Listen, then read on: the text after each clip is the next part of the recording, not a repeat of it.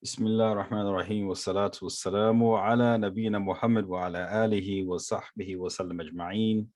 I just wanted to introduce everyone to, and people may already know this guest, very known throughout the U.S. as an author. This is Imam Saafir Rabb Sr. And I decided I wanted to just we had some, actually in Shira, we had some ta'aleems, and the Imam gave a few ta'aleems, and through me getting to know the Imam, I really wanted to know more about the history and everything else, because, you know, it's a history that younger generations need to know about. We need to pass the history on. So without further ado, I want to go ahead and first, brother, maybe just kind of give a brief, people already know who you are, but maybe just a brief introduction on yourself, and maybe, and we'll go from there, inshallah. Well, I am Saafir Rabb. I am a believer in Allah, His Messenger. I came through the Nation of Islam. I was introduced to the term Islam through the Honorable Elijah Muhammad. And I served until he passed away in 1975. Imam Muhammad became our leader, and he introduced us to the true understanding of Allah, which he pointed us to Prophet Muhammad and the revelation that was revealed to him as the true messenger of Allah. As a follower of the Honorable Elijah Muhammad, we thought the Honorable Elijah Muhammad was the messenger. So you said that Imam, so you said that Imam Yes. W.D. Muhammad was the one who Yes. taught. Okay. Imam W.D. Muhammad, who was the Honorable Elijah Muhammad's son. And I guess I should point out that we have a unique perspective on Islam that I think it accepts pretty much what is traditional in the way of the schools of thought, better known as the four schools of thought. But we have another perspective, which is Imam Muhammad's. And he wanted to be clear, not to fall into a victim of following any one school, but be independent. He knew that his father's following were a dedicated group of people, and he didn't want that dedication to fall into any other ideology other than the worship of Allah, direct, following the example of Prophet Muhammad of 1400 years ago. So he spent his life establishing that independence with an understanding and respect for Prophet Muhammad and no other intercessors. So I'm bringing that point out because the four schools of thought sort of represents another authority in between what the Prophet taught and what we receive as guidance from the Quran. And I think that's important to bring that out because we are a bit independent in our thinking. We respect all, we accept all. We don't see any as anti, but they're not, I'm going to say, overwhelmingly governing of our understanding. MashaAllah, MashaAllah. So you know, you touched on something. You said that you were introduced, or you heard the word Islam through the Honorable Elijah Muhammad. Yes. Tell us a little bit about your journey to Islam. Like I'm assuming you're from Baltimore, Maryland. Is that correct? You were born? Yes, I am. All right, from Baltimore, Maryland. So tell me about, and I'm assuming you weren't born and raised Muslim. No, I was not. Okay, so yeah, I was born and raised Christian. Okay, yeah. How did you actually? What made you come to Islam in the first place? What was it? Well, I'll be more than happy to tell that story. My older brother, um, you may know him. His name is Presley Casey, Preston K. and he's sort of like the founding member of Masjid al-Insan, which is the only masjid that's built from the ground up in Baltimore. Yes. Well, he accepted the Honorable Elijah Muhammad, and when I found out about it, I think Muhammad Ali had a lot to do with it when he won the heavyweight championship, and he raised the awareness of a lot of African American people when he announced that he was Muhammad Ali. Anyway, my brother had accepted, and I told him that's they don't teach the truth, and they spread Islam by force. I mean, Muslims, that's not a real religion because they force people to believe in what they teach. And I told him that Jesus taught love. My mother was a preacher, by the way, Christian preacher. My father was a Christian deacon. So we were raised in the church. So he said that, well, you can come down and talk to the minister, listen to the minister, and you can ask him questions. He said, if what you're saying is right, I'll come back to the church. So I goes down there trying to save my brother. And when I get there, the minister, his name was Clyderahman. I think Clyderahman. He was pretty well known throughout the community as well. But he basically was he come into the community as a gangster. He was a former gangster, thug, and he spoke broken English. And I didn't understand how he could be teaching a message that was centered around the Bible, but his logic was stronger than what I was presenting from my understanding of the Bible that I had learned from my mother and my father. So I would come home and I would question what he said, and I would ask my mother and father different questions, and I would go back and ask more questions. He hit me with a stronger logic with his broken English. I mean, he didn't speak. His grammar wasn't proper. Right. Yeah. And I couldn't figure it out. That's how can this man? Well, I know I have no education, but his logic still is more sound than mine. Until he, I guess I must have met maybe 5, 6, 7 times trying to get him on something, and I couldn't. So in the meantime, I picked up the book of the Honorable Elijah Muhammad, Message to the Black Man, and I had begun to read it. And Clyderahman, this is right around the time Martin Luther King was assassinated. And they had riots going on in Baltimore. And he said that you all don't know how to riot. He said, why are you rioting, turning down your own community, burning your own community down?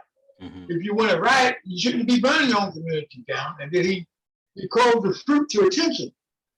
And I had never seen anything like this before because it seemed like it was a big roar and a thunder. He said, if I say we're going to go downtown and burn the white man's community down, that's what we're going to do. Is that right? And all the men who were standing up at attention saying, that's right. And they would have suit, bow ties, clean shaven, and I had never seen anything like that in my life. So I said, you know what? I'm going to figure out this a lot part later on. But these black people are going to get in trouble and do war against the white man like this. Count me in. Because I had never heard or seen anything like that. Right. I guess I'm kind of getting off the track a little bit, but afterwards, my brother took me to the restaurant, which was letting me know that they had their own businesses. And he brought me some food, and basically it was a bowl of bean soup, and that tasted good. And I had for dessert bean pie. I said, so they have their own food too? Yes. That's right. And while I was eating, he put a nickel in the jukebox. That's how they played music then. And he put Mr. Farrakhan singing "A White Man's Heaven is a Black Man's Hell." They have their own music as well. I said, "Well, I don't understand it, but this is something that's really got my interest." MashaAllah. So I'm affected by this. And I go home and I'm reading this book, Message to the Black Man. And I got to, I don't know, at that time it was at page 109. Now I think it's page 324 that they changed it around. And the Honorable Elijah Muhammad was talking about how this Allah is really made up of a group of men, 12 major and 12 minor scientists. And he said that what they did was went out and tuned in on the population of the earth, and they wrote the history for humanity 25,000 years in advance. He said the reason why they do it 25,000 years in advance is to coincide with the circumference of the earth, which is 24,896 miles. He said the reason why it's 24 scientists to coincide with the 24 hours of the day. But of course, we know it's not really 24 hours, 23 hours, 56 minutes, and 46 seconds. And I'm reading it, and you can tell the man is speaking fluently, but he has a third grade education. Yeah. I'm saying, how can a man with a third grade education have this level of knowledge? And I'm an engineering student, and it wasn't on the tip of my tongue like that. Right. So I decided to drop out of college. I majored in engineering, and I said, I'm going into this and study God's knowledge. Because he said the white man was the devil, and the black man was the family of the righteous. So I said, why should I be studying the devil's knowledge, which was the engineering, when I could be studying God's knowledge? So I decided to pursue God's knowledge, independent study. And that's how I really got into the Nation of Islam. Wow. That's an interesting story. Let me ask you about this brother, Clyderahman. Yes. Now, what is there anything? I mean, he kind of, like you said, you would talk to him, and he was giving you dawah. You were trying to give him the dawah. Tell me something about him. What kind of person was he? I know you said he came from, had a rough background, but how long was he the imam there, or the? Okay, he really was the imam from Minnesota, I think. He was from Minnesota. And he was from Minnesota. And when he was in Minnesota, I'm not sure what happened, but he got shot in the head. And he had been a follower of Elijah Muhammad since 1950, I believe. Now, when I meet him, it's in 1967. But after he came out of the hospital, the Honorable Elijah Muhammad sent him to Baltimore. Okay. And I think he was in Baltimore for like 3 or 4 years by the time I met him. Up until then, I think he was in Minnesota. And he was relieved of his responsibilities. Okay. And the Honorable Muhammad sent the new minister to Baltimore. But Clyde was the one who I accepted the Honorable Muhammad under. Okay. The new minister was a man by the name of Louis Omar, which I think who most people know in Baltimore. Right. Louis Omar was one of Malcolm X's assistants. And when Malcolm left the community, he tried to get Louis Omar to come with him. Louis Omar was the minister in, I think, the Bronx, when Malcolm was the minister in Harlem. New York has got like boroughs, and each borough is like a city all by itself. It's big. Each borough is bigger than Baltimore. Okay. Wow. So he was like the minister of a borough, but he was over a jurisdiction that was bigger than Baltimore. Well, when Farrakhan came to New York from Boston after Malcolm was relieved, the Honorable Muhammad sent him to be his national spokesman. When he gets there, he meets Louis Omar, and he's sort of like his tour guide and gets him acclimated to the New York way of doing things. Of course, he was trying to convince Louis Farrakhan to do certain things that he should have been done, or he was working with Malcolm to get done, but Farrakhan wasn't ready to do that. So the Honorable Elijah Muhammad in 1968 told him he was looking for a minister who was like a fast-running horse. You want to send him to a people who was hard-hearted, stiff-necked, and rebellious. That's Baltimore. Yeah.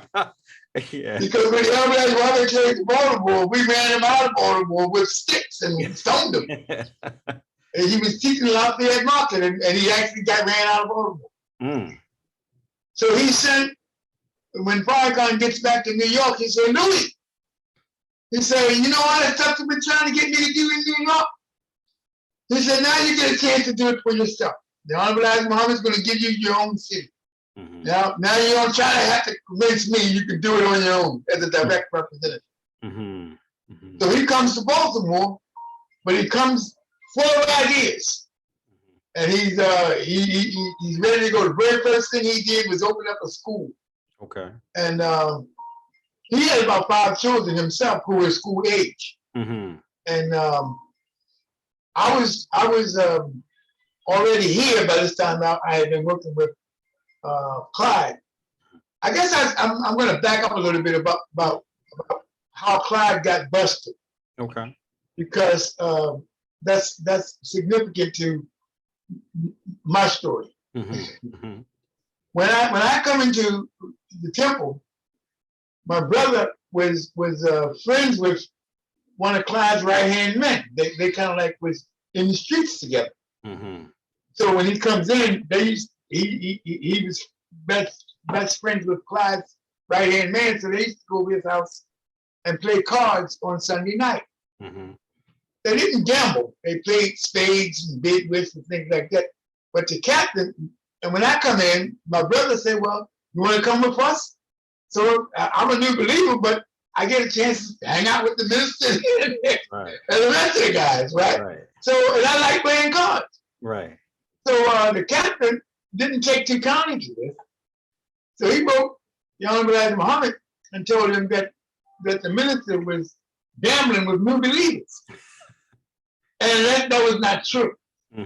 But Clyderahman told the Honorable Elijah Muhammad he wasn't even playing cards. And the Honorable Elijah Muhammad knew he was lying. So he relieved Clyde of his responsibilities. Okay, I see. That's how he got busted. He told the captain, go back to the city and you be the interim minister until I send you a minister. So it took about 6-7 months. And the minister they sent was Louis Omar. Now, in the meantime, all of us, there was about 12 or 13 of us who used to go over the house with Clyde on Sunday afternoon and play cards. The captain called each one of us into his office and asked us, we'll be playing cards with the minister. We had already gotten together, all of us got together and said we was going to say no. Each one of us had said no, he put us out. He said, you're going to get the same fate as the man who you follow, because you're not following on like Muhammad. And that man is gone. So all of us were put out. And one day, I think I had been out for about 2 weeks now. And we all got together and said, what are we going to do? Because we out. I mean, most of them, all of them had been in longer than me. I had only been in maybe a month or so. I wasn't in that long. And I'm put out already. I said, I didn't come here for this. I said, I think we know we played cards with the minister. And you can't tell the Honorable Elijah who we thought was the messenger of God. You can't tell him a lie. So I said, I'm going to tell the truth and go back. The rest of them said, I ain't going back as long as them niggas in charge. I said, well, we're wrong. Then you can't fight. If you think they're wrong, you have to fight them on the inside, not from the outside. I said, so I'm going back. I don't care what y'all do. I was the only one who went back. Okay. So I went back. And they knew that I was not a weakling because I came back alone. So I'm on post, and one of the lieutenants came to me and said, my name was Parker before it was Saafir. He said, Brother Parker, don't you have some education? I said, what? you know how to write receipts. You went to college, right? I said, oh, wait, you said you mean with education? He said, yeah. Did you write a receipt? I said, I believe so. So he said, okay. He relieved me from the post I was on, told me to come with him and collect Muhammad Speaks money. So I went with him and I began to start collecting the paper money. And so they eventually made me the Muhammad Speaks manager, which they kept me close to them, kept me away from everybody else. I see. And nobody really wanted to befriend me because I was the one who was keeping the package on them. Right. So I was sort of like a lone ranger. I didn't have any help from either end. Right. Anyway, I do my job. All right. And when the minister comes, he asked me, well, how are you doing what you're doing? I said, I really don't know. I'm developing my summaries. I went to the library, tried to do a little bookkeeping. But he said, well, look, the masjid that I came from, the temple I came from, the brother who's the secretary is a CPA. And I'll send you up there with him. He can show you how you should be setting up the books and how to manage it and do what you're doing. So I went up to New York a couple times, and I had some mentorship from the secretary up there who was a legitimate bookkeeper or an accountant. So I was able to set up the administrative aspects of the captaincy in that area. In the meantime, Omar came to me and said, they tell me you're the one who understands this new math. New math. I say, no, I don't think so. So he come back a couple of days later. He said, they tell me you're the one. I said, no, I really don't know anything about new math. So the third time he came to me, I said, what are you talking about, new math? He said, algebra, trigonometry, geometry, calculus. I said, oh, that's not new. Right. I understand that. Right. But I don't think that's new. Right. He said, well, none of us understand anything. Right. We want to open up a school, and we need somebody who can teach mathematics, who understands it. He said, we have Brother Dr. Lonnie Shabbat in Washington, D.C., who was the minister. He has a PhD in mathematics. And we have Brother Burt in New York, who was the head of the math department in New York, where I came from. He said, both of them can give you the curriculums and the course outline, and you can set up a math program here. What we want you to do is teach the boys and teach the female teachers how to teach the girls. So that's what I did. I set up the math program under their mentorship. There were 2 PhDs, and I think I learned a lot about how to teach mathematics. Right. So we set up a math program, and but that's what we did. And our students, when they graduated, they excelled with the SAT scores and things like that. That's good. Let me. Yes, sir. The name of the temple. What was the name of the temple at the time? Baltimore, it was Temple Number 6. Temple Number 6. And now, is that building still standing? Is it still being used? Yes, it is. It's called Masjid al-Haq now. All right. It's 514 Islamic Way. They named the street Islamic Way. Right. Okay. Just wanted to it's still standing, and they still meet at Jumu'ah every Friday. Yeah. As a matter of fact, the Honorable paid for that building. Okay. It's big. It's huge. It's big enough to house a school as well. Right. So that's where school was as well, in the same. The school was right there. Okay. So would it be fair to say that a lot of I guess the masajid that we see in Baltimore now, that is it fair to say they stem from that temple number 6? Every last one of them came out of that. They got their roots there. All right. Yeah. Including the immigrant ones. Yes. Because before they started establishing their own, They used to come there for Juma as well. MashaAllah. MashaAllah. So that's that's the womb that bore them all. Yeah.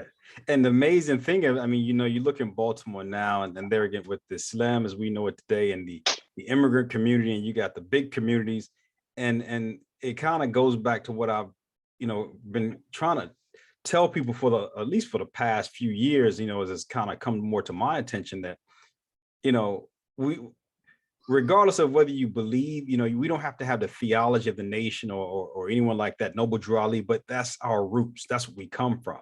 Even in the buildings themselves, right? Right. That's what it all comes from. That's why it all started. MashaAllah. So it's a good, I think it's an important history for us American Muslims, not just African-American Muslims, but all Muslims in this area to understand that right there was the start of it. Yes. MashaAllah. Yes, it was. That's the root. All right. And they all acknowledge, everybody acknowledges that. They know that. Right. And let me ask you, you did talk a lot about, I guess what we would call the structure with regards to personnel in the community. So you had the minister, and you talked a lot about captains and so on and so forth. How did that whole thing break down back in the day? Like the minister was like, the top person was the minister. Mm-hmm. You have three top officials. One of them is the minister. Another one is the secretary. He's like the business administrator. Mm-hmm. And then you had brother captain and sister captain. Mm-hmm. You had a captain for the FOI, and you had a captain for the MGT. Mm-hmm. The sisters were called MGT, which meant Muslim Girl Training. All right, and FOI, could you just And the brother was FOI, which is the Fruit of Islam. Mm-hmm. So you had the captain, the minister, and the secretary. But the captain was two parts: sister captain and brother captain. Mm-hmm. And that was the top tier administration of how the masjid was ran. Mm-hmm. Now, each captain had under them lieutenants and squad leaders, mm-hmm. which was a further breaking down of organizing the ranks. Mm-hmm. I guess the best way to describe it is when Moses had the children of Israel, mm-hmm. Allah told him that he needed to make leaders of 10 and then make leaders of 100, but the leader of the 100 would have each one of the leaders of 10 as his 10. Mm-hmm. And then leaders of 1,000, but the leader of the 1,000 would have the 10 leaders of 100 as his 10. Mm-hmm. And then leaders of 10,000, which is the same thing. Mm-hmm. So we sort of drew from that, at least I did. Mm-hmm. when I became captain, right. That was sort of how I did things. Right. I drew from, scriptures, mm-hmm. And then we taught a lot out of the Bible, more of the Bible than we did the Quran, mm-hmm. under the Honorable Elijah Muhammad. Mm-hmm. Mm-hmm. You want me to finish? Yeah, we're just talking freely. Yeah, we're talking. Like I said, we're just going to talk freely. Like okay, well, I was just going to tell you another portion of my development, which I think is essential, because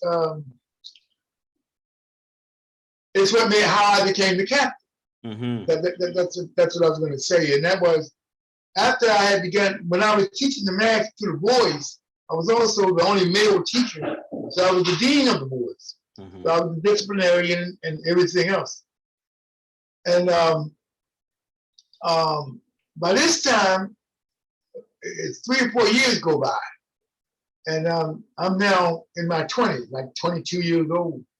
And the guy who brought Islam to Baltimore, his name is Charles Rasheed. Mm-hmm. He was the first person to teach Islam in Baltimore and set up a temple in 1948. He was the secretary of the masjid. Mm-hmm. So he was one of the top 3 officials. Mm-hmm. So he knew the minister had by this time gone through like 5 different captains, mm-hmm. since he'd been here, mm-hmm. which is like 3 years or so. So he told the captain, told the minister, he said, look, brother minister, he said, I understand how the masjid should be set up. He said, but you got a young man that's been working with all those captains, sitting in the captain's office. He's really the only captain I ever looked to. He said, them buffoes you had and with the title wasn't doing anything. Right. That young man, I know he's young, but he's the real captain. All right. So Omar said, you mean Brother Parker? He said, yes, that's him. I think you ought to make him your captain. He said, but he's young. And Omar, I think he had considered it, but just thought I was just too young. So finally, he got to the point where he said, look, I've been through 5 different captains, and I'm tired of looking. I need me a captain, and you're not going to talk me out of it, so don't even try. I need a captain, and you are him. Right. So that's how I became captain. All right. Yeah. But he did the same thing. I said, but I don't know anything about being a captain. All I know is why you busted the mother was. Right. Well, what you're not supposed to do as a captain. Right. He said, don't worry. Captain Yusuf Shaw, who is the Honorable Elijah Muhammad's captain in New York City. He was the one who held New York together when Malcolm left the Honorable Elijah Muhammad. Okay, Yusuf Shaw. Yeah, he's the Honorable Elijah Muhammad's captain. He said when Farrakhan came to New York, he thought normally the minister is over the captain, so he busted Yusuf Shaw for something. I'm not sure. Maybe some form of what he considered insubordination. The Honorable Elijah Muhammad told Minister Farrakhan that I sent you to New York to be my national spokesman and to represent me. I didn't send you to be over my captain. He said, you go back in New York and you work with my captain. He's not yours to bust. Right. So Farrakhan came back to New York and he began to work with Yusuf Shaw. And that was how it went. So, but Yusuf Shaw was the captain's captain. You say Yusuf Shaw? Regional captain. He was the Honorable Elijah Muhammad's captain.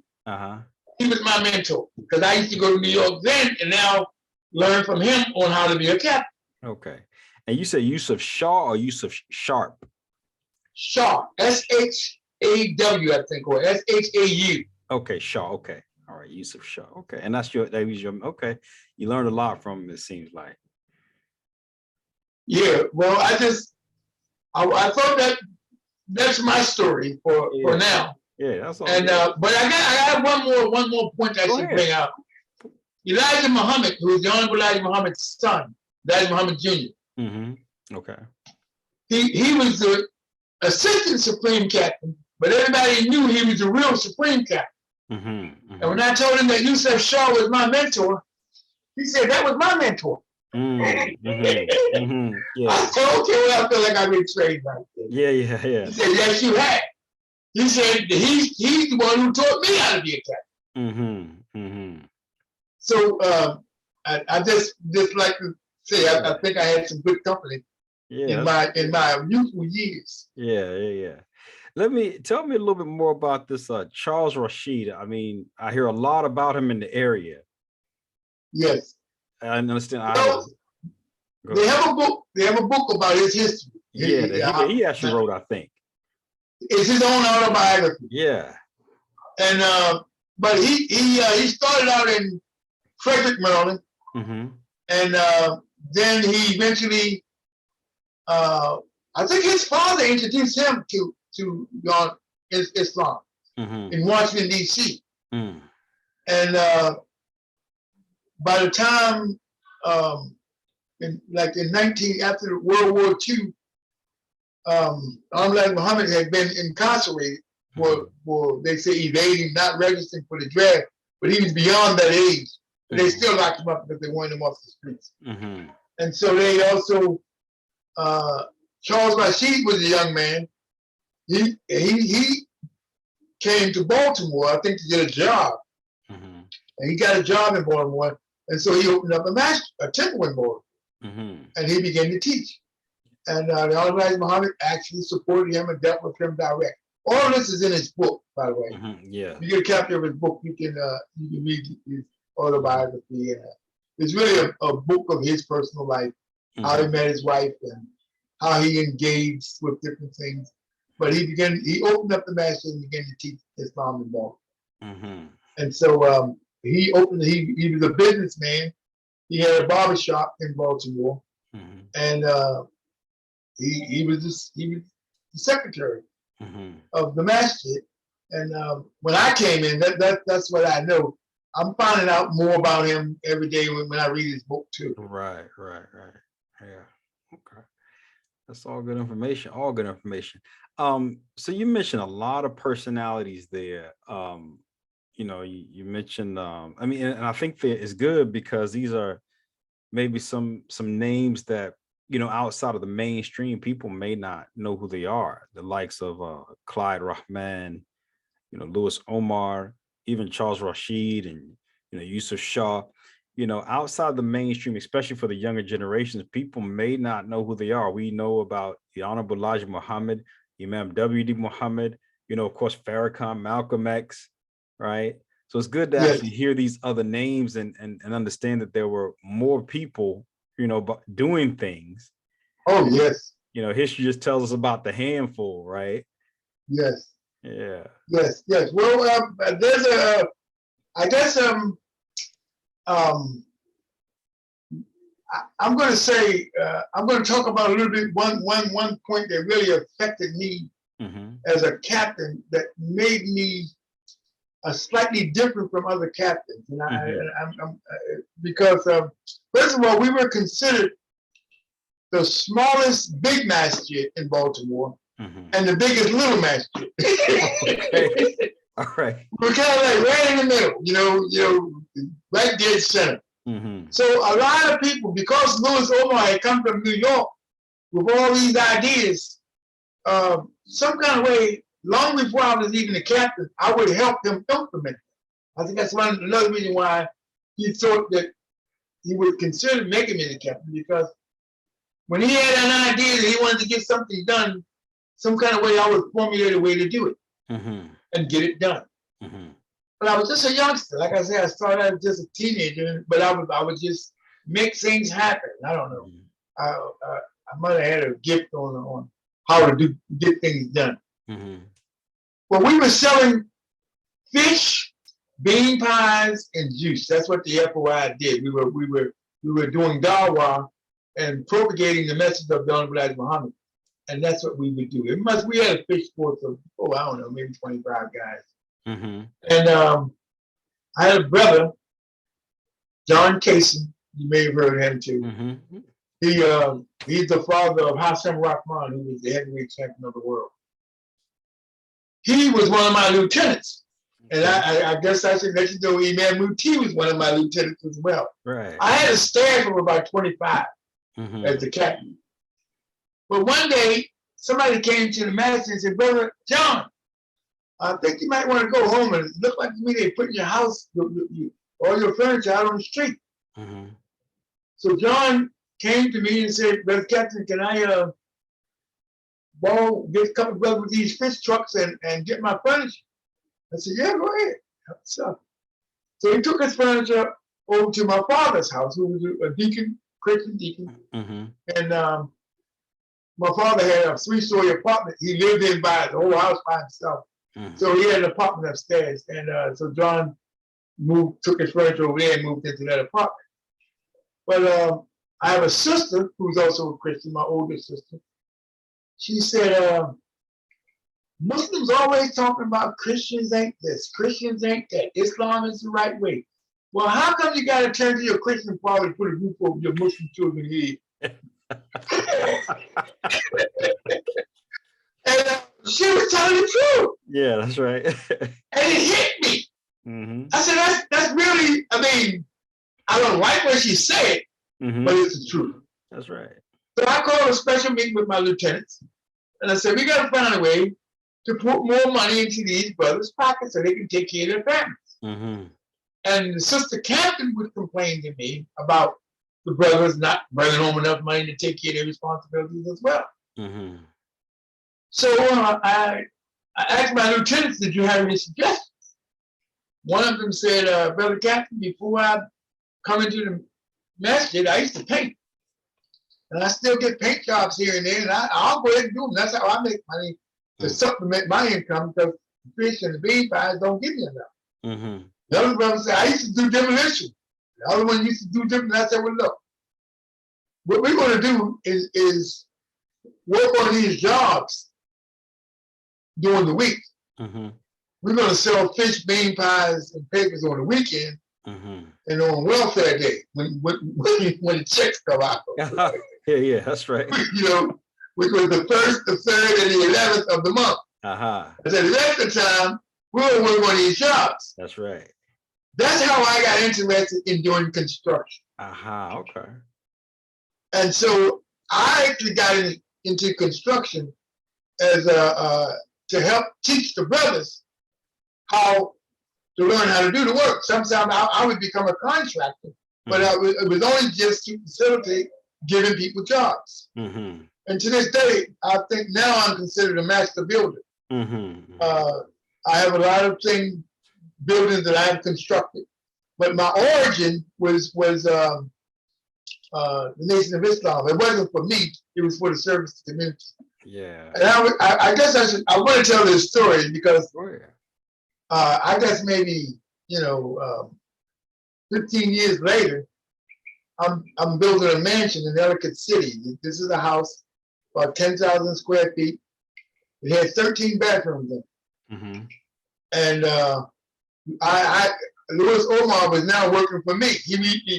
When he was the minister, I was working under him. Right. But now I'm the general contractor, so I would tell him, I got something for you to do. Right. Really, it was like, because we didn't have what you might call a social security program or retirement program in this town.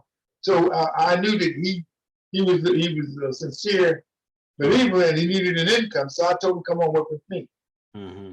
He asked me a question. He said, Saafir, ask you a question. I said, yes, sir, what's that? He said, look, I met you when you was about a teenager, 18, 19 years old, that's a year. He said, and you learned how to teach math. Yes. So then you became the captain. I said, yes. He said, then you went to work in the steel mill because once Imam Muhammad had, Imam Muhammad had disbanded the FOI, I had some engineering background and I went back to school to take up industrial engineering. I didn't consider the white man's knowledge anymore. Right. Muhammad did say, he said that if any of my followers wanted to study engineering, I want them to. He said, this is one thing that is not the white man's knowledge. He said, what they're studying is God's creation. Right. He said, if you go and study engineering, I will pay for it. So I went back because I already had a head start in it. And I already had the basis, the background. Right. So I went back and when I went to the minister, I said, look, I need to know how to get a reimbursement for my tuition because like Robert said, if we go back and study this, he would pay for it. Omar said, if my teacher said he would pay for it, then that's what we're going to do. I'll pay. I'll reimburse you. And so I knew he was sincere. Right. And so, but once he said that, I said, that's all right. Right. Yeah. That's where his heart was. Yeah. Anyway, he said, and I know you went to work for a steel mill because I went to work in a steel mill. Matter of fact, I retired. I didn't retire, but I received a pension from a steel mill to this day. Okay. I stayed there long enough. I was in management. They hired me as an industrial engineer, and then they moved me over into the melt shop where I was supervised the melting of the making of steel. And I became vested with my retirement. Okay. So once I turned 65, I would get a pension, of which I'm still benefiting from today. Alhamdulillah, alhamdulillah. But he said, I remember you did all these things, but where did you learn how to build houses? Yeah, when you find time to learn how to build houses, because I'm building a mansion. Right. I said, you taught me. He said, if I taught you so much, how come I can't build now? Right. I said, well, every time you wanted to do something around the masjid, around the temple. You want to open up a restaurant. We would renovate it. We would do the work that needed to be done. Mm-hmm. We had so many different things that we did that we didn't hire out to anybody to do. Right. We did it ourselves. Yes. I say, and you gave me the competence and the insight to be able to put the pieces together and do it. Mm-hmm. So when the whole is equal to the sum of its parts. Mm-hmm. When you build a house, all you're doing is carpentry, electric, plumbing, HVAC, just putting it together. Mm-hmm. And I had the competence built from the Honorable Elijah Muhammad and you representing him to me. Mm-hmm. So that's how you taught me. Alhamdulillah. Alhamdulillah. That's all. Let me ask you this, because you brought a lot, it brings a lot of questions. How do you compare? And I mean, this is not like a slight against anyone, but the way you describe things, at least from my perspective, it seems like Muslims today are very different, right? Wait, what? Different. It seems like back in the day, with the way you describe people, very industrious, like people willing to put in that work and, actually build as opposed to just sitting in the classroom teaching or whatever. That's the way I look at it.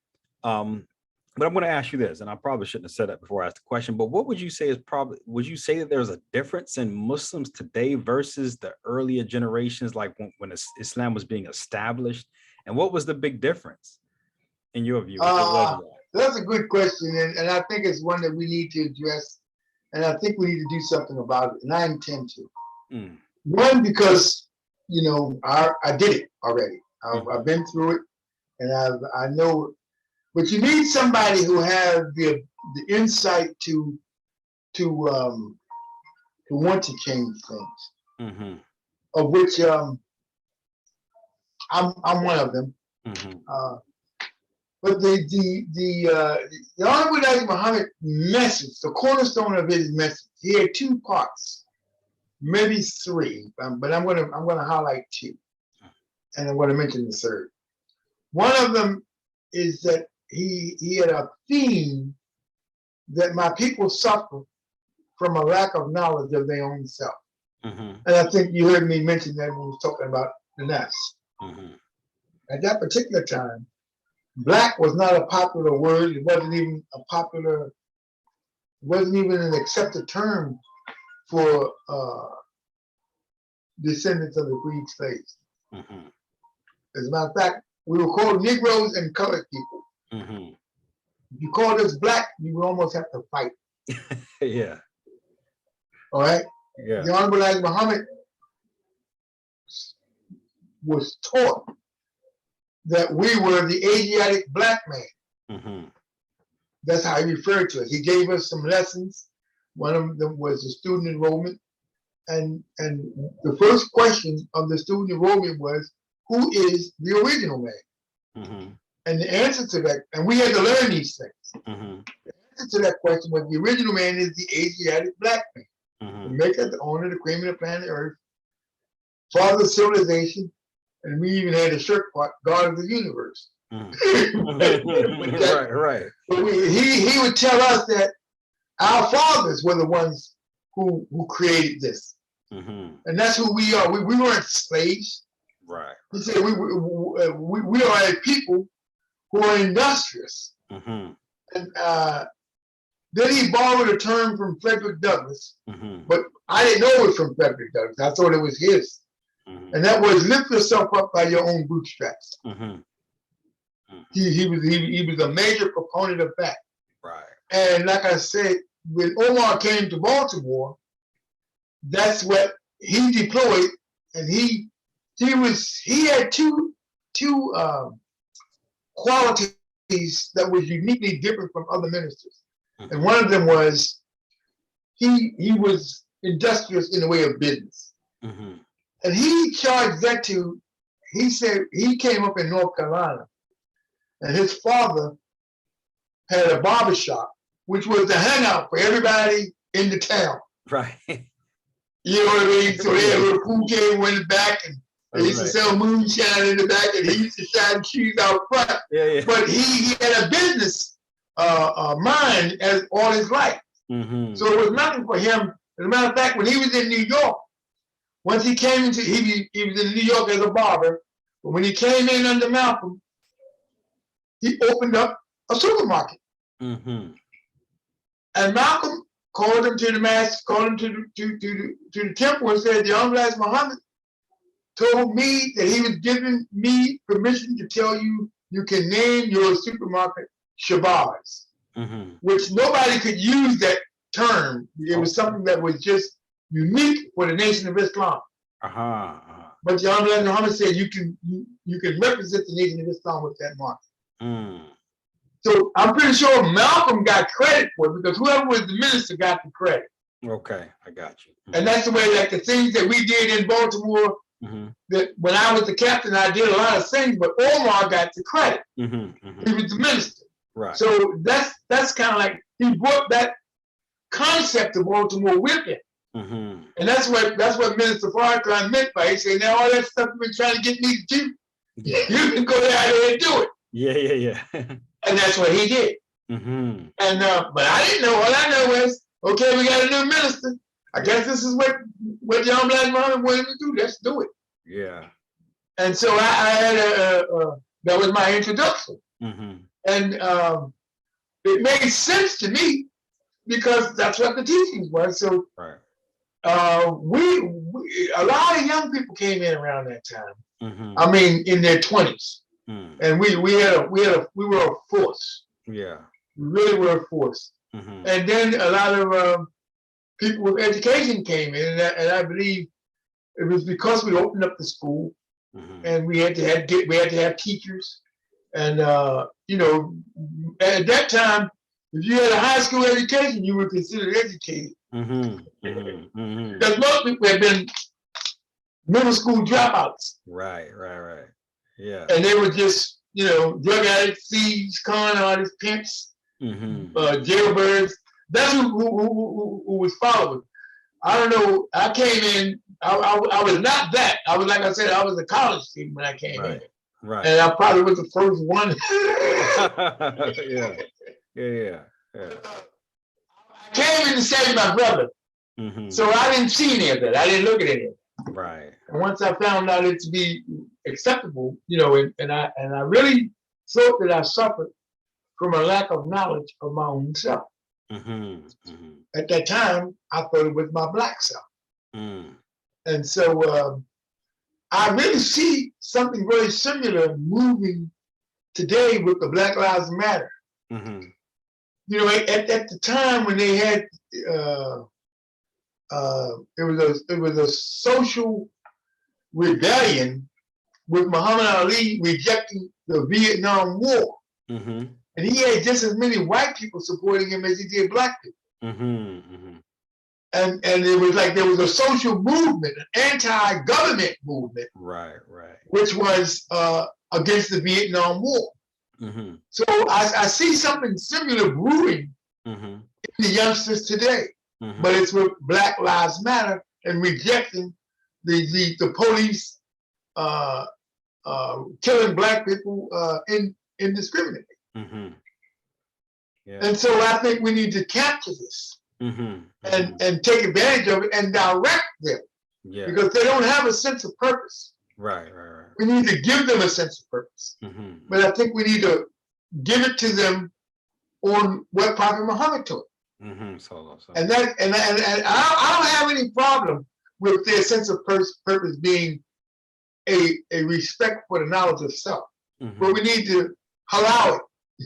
The knowledge of self is the self that Allah is going to judge on the day of judgment. It's the development of your soul. We need to let them know that they are more than what they see in the mirror. They are what Allah is going to take out of what they see in the mirror. And they need to be preparing it for the day of judgment. MashaAllah. Now, Imam, MashaAllah. I kind of would, like I told you when I talked to you about this on the phone, I want to do this in a set of series because it's been an hour now. It don't even seem like it. It seems like the time is flying. A lot of information, and I think what I want to do is we'll do hour sessions, and We talked a lot about the early days of Baltimore with the nation and how things were developing. We may even carry that over to the next discussion, but eventually we want to kind of just evolve. I want this thing to evolve, right? Yes, sir.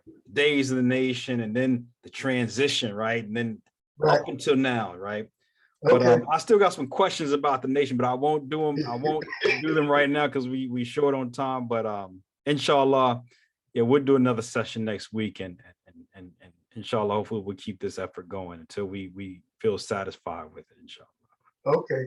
And I appreciate. Well, I just like to say, Saturday I'm going to do a Sages Day address, and some of that it's sort of like it's the cornerstone of the Nation of Islam transitioning into Imam W.D. Muhammad. MashaAllah. And that's Saturday. That's going to be this Saturday, which will be February 26th. That was Sages Day, but we used to celebrate that every year. It was like it was the only day that we had like our holiday. It was really Master Farad Muhammad's birthday. Yeah, originally. Yeah. So I'm gonna do a talk, but I was talking to Leander. He said I should probably do it after Maghrib. Okay. So I'm probably around 7:15. I'm going to do it. I'll probably do a 1 hour or hour and a half talk. Okay. Saturday.